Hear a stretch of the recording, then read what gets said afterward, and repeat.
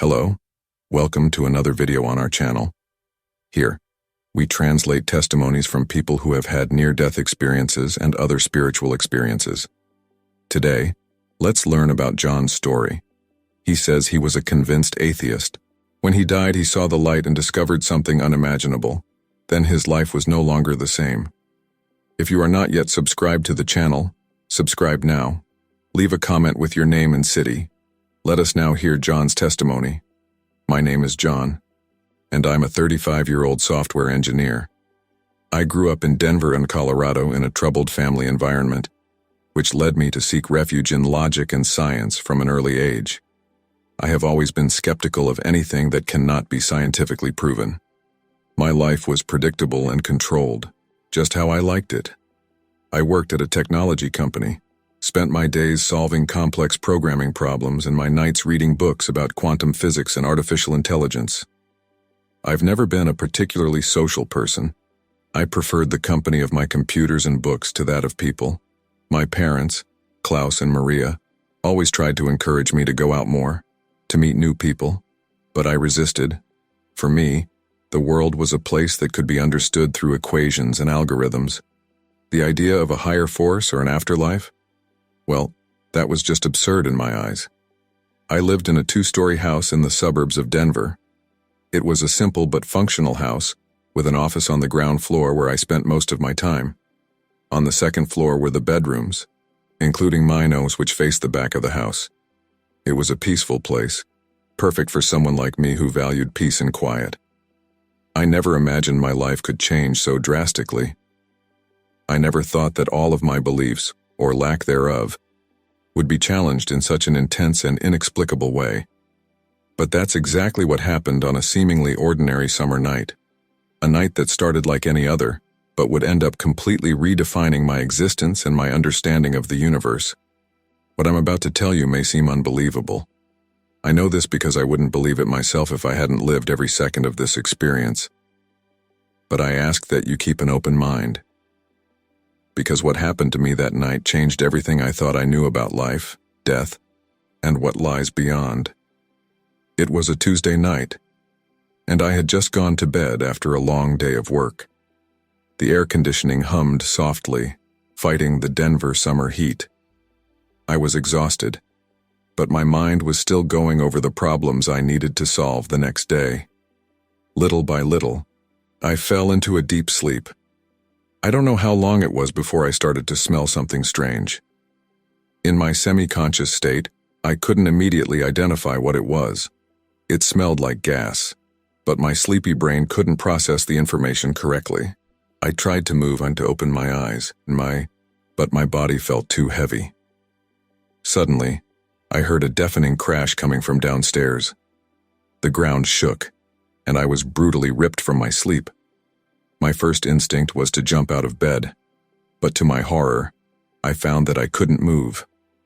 My limbs felt like they were made of lead, and my throat was closed. I couldn't scream for help. The smell of gas grew stronger, now mixed with the acrid odor of smoke. I managed to open my eyes enough to see thick smoke coming from under my bedroom door. Panic took over me completely.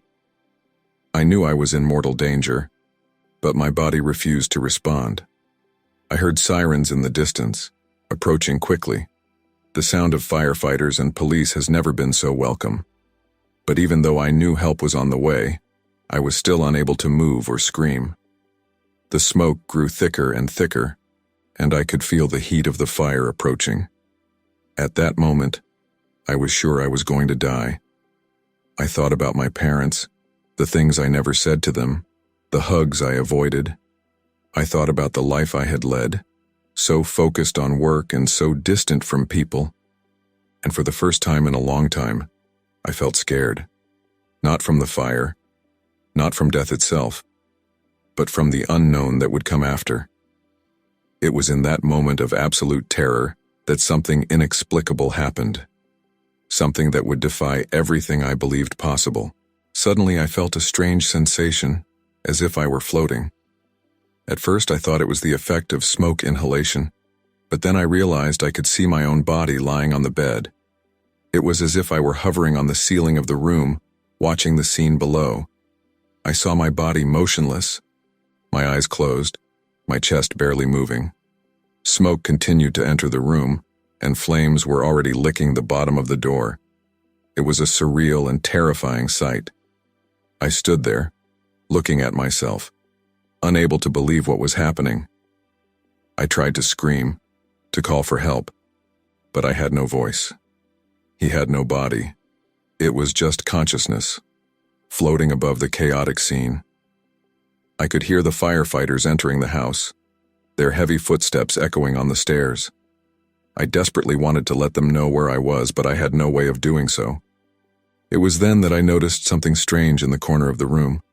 A light began to form, small at first but growing quickly. It wasn't like any light I had ever seen before. It was bright but not dazzling, hot but not burning, and it emanated a feeling of peace and love that I had never experienced. The light attracted me in a way I can't explain. It was as if my entire being yearned to merge with that light. Little by little, I got closer to her, completely forgetting about the fire, my body in bed, everything that was happening around me. As I got closer to the light, I began to feel a growing euphoria. All the anxiety, all the fear, all the pain I had ever felt in my life seemed to be washing away from me. It was a feeling of absolute peace and contentment. When I got close enough, I realized the light wasn't just light. There was a presence there, an entity that radiated love and compassion.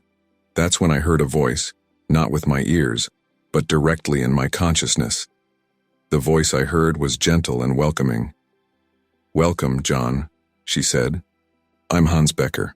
I was surprised to realize that I somehow knew who Hans Becker was, even though I had never heard the name before. Hans introduced himself as a guide, someone who was there to help me through the transition. He explained that I was going through a near-death experience and that I had a choice to make. I could continue toward the light, leaving my earthly life behind, or I could return to my body. I was fascinated by Hans. He emanated a wisdom and kindness that I had never experienced before. I felt like I could trust him completely, something that rarely happened to me around other people. Hans showed me visions of my life, moments that I had forgotten or ignored. I saw the pain I had caused my parents with my coldness, the opportunities for connection I had wasted, the times I had chosen isolation over love.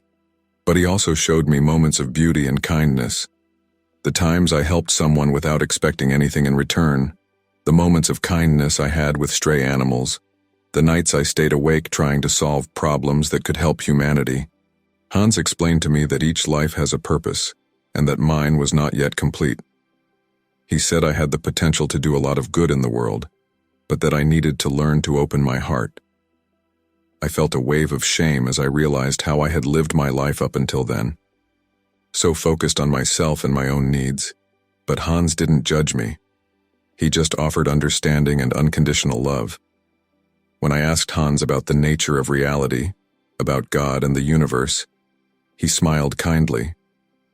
"These are questions too big to be answered in words," he said. "How some things need to be experienced to be understood." As I talked to Hans, I felt a deep peace that I had never experienced before. Part of me wanted to stay there forever, bathed in that light of unconditional love. But then, I heard something that changed everything. It was my father's voice, Klaus. It came from far away, as if crossing a great abyss, but I could hear it clearly. John, please wake up. Don't leave us, son." The desperation in my father's voice hit me like lightning. Suddenly I remembered all the times I had pushed him away, all the times I had been cold and distant. I realized that if I left now, I would leave behind a legacy of pain and regret.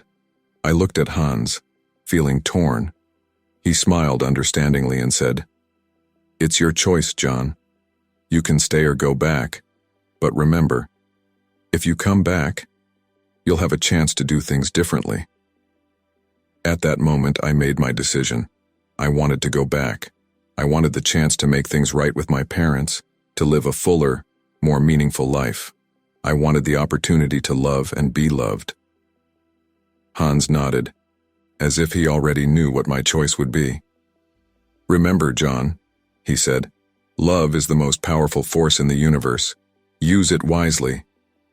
With those words, I felt myself being pulled back. The light began to fade away, and with it, the feeling of peace and contentment. For a moment, I felt afraid to return to reality, to face the pain and difficulties of life. But then I remembered Hans's words about love, and that gave me courage. As the light faded, I heard Hans say one last thing. "We will meet again, John. Until then, live in love and compassion." And then, in the blink of an eye, everything went dark. I opened my eyes and saw myself lying on the living room floor. Smoke still hung in the air, and the burning smell was strong. Paramedics were all around me, working frantically. I heard one of them say, "He's coming back." Pain was the first thing I felt. My lungs burned, and every breath was an effort. But along with the pain, I felt an inexplicable euphoria. I was alive. He had returned.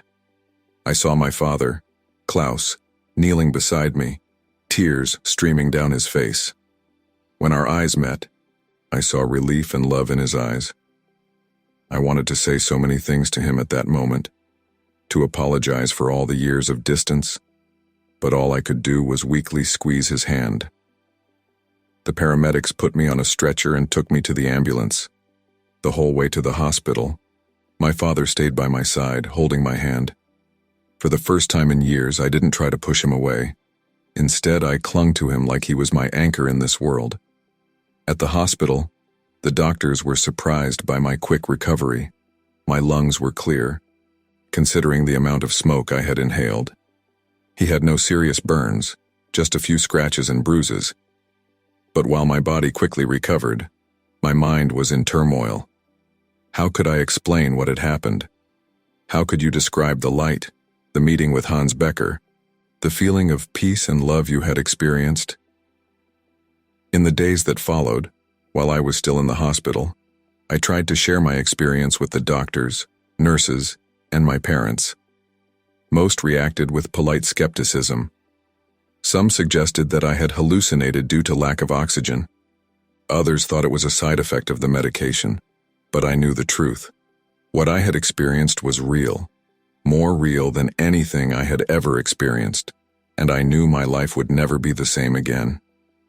In the weeks and months following the fire, I tried desperately to understand what had happened to me. I researched near-death experiences, read dozens of books on the subject, participated in online forums where people shared similar stories. But the more I read, the more frustrated I became.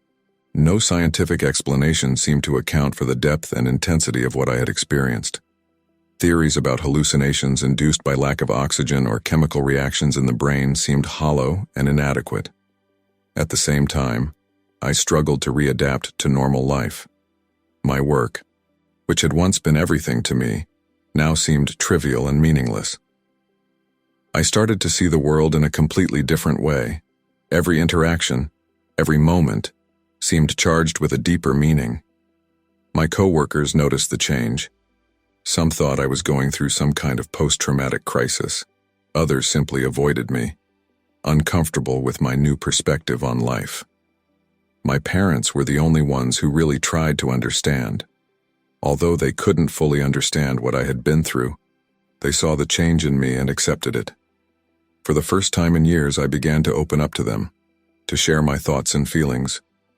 One night, sitting with my father on the porch, looking at the stars, he asked me, "John, what do you think really happened that night?"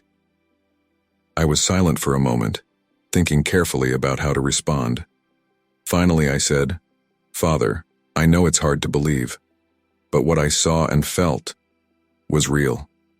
More real than anything I've ever experienced. I encountered something beyond this life, something that completely changed my life, perspective on everything." My father looked at me for a long time, then nodded slowly. "You know, son," he said, "there's more to this world than we can explain. If it's changed you for the better, then who am I to question?"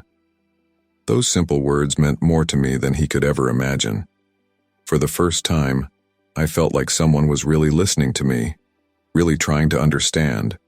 However, despite my family's support, I still felt isolated. How could I share something so profound and transformative with a world that seemed determined to explain everything in purely material terms?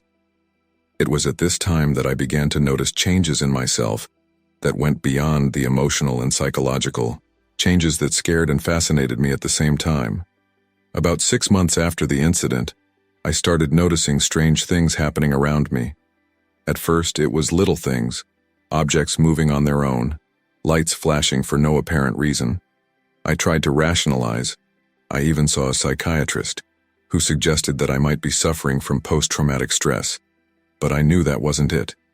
These experiences had a different quality, a sense of reality that could not be explained as hallucinations or delusions.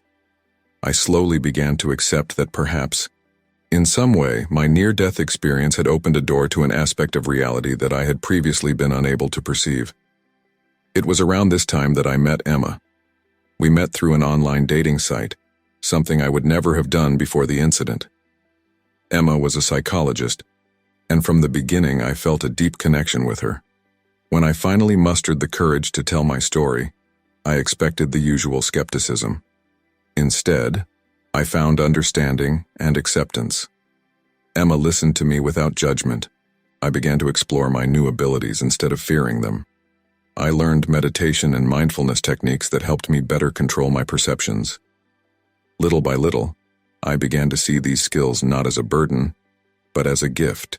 Emma also introduced me to other people who had gone through similar experiences. For the first time since the incident, I no longer felt alone. I found a community of people who understood what I was going through, who could offer support and guidance. It was through this community that I met Friedrich Weber, a respected medium who would change my life once again. Friedrich Weber was a tall, thin man with piercing eyes that seemed to see right through you. When we met for the first time, in a quiet cafe in downtown Denver, I immediately felt like I was in the presence of someone who truly understood what I was going through. Friedrich listened patiently as I told my story. When I finished, he smiled and said, "John, what you experienced was a spiritual awakening. It's something rare and precious, and you're lucky to have experienced it."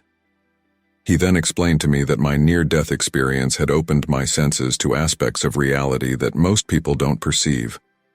The visions I was seeing, the strange sensations, were all part of this new level of awareness. "You're not going crazy." "John," he assured me, "you are becoming more aware, but with that awareness comes responsibility." Friedrich taught me to control my abilities, to tune them like a radio. He showed me how to distinguish between different types of energies and presences, how to protect myself from negative influences, and how to use my abilities to help others. Under Friedrich's guidance, I began to explore the vast world of the spiritual and the metaphysical. I learned about different spiritual traditions, studied ancient and modern philosophies, and began to develop my own understanding of the universe and our place in it. But the most important thing Friedrich taught me was the importance of balance. The spiritual and the material are not separate, he told me. They are two aspects of the same reality. The trick is to learn to live in both worlds at the same time. Over time, I began to see my abilities not as a burden, but as a blessing. I began using my heightened sensitivity to help others, offering guidance and healing when I could. And through it all, Emma has been by my side, supporting me, challenging me, loving me. Our relationship deepened and strengthened as we grew together on this spiritual journey. Today, almost 5 years after that fateful night, I see the world in a completely different way. I am no longer the adamant skeptic I once was. I learned that there is much more to reality than we can see or touch, much more than can be measured or quantified. My near-death experience taught me that we are all, in essence, spiritual beings having a human experience. We are all connected, all part of a great web of consciousness that encompasses not just our world, but the entire universe. This realization fundamentally changed the way I live my life. I am no longer focused solely on accumulating knowledge or material achievements. Instead, I seek to grow in wisdom and compassion. I try to live each day with gratitude, aware of the preciousness of life and the infinite possibilities that each moment offers. My relationship with my parents has completely transformed.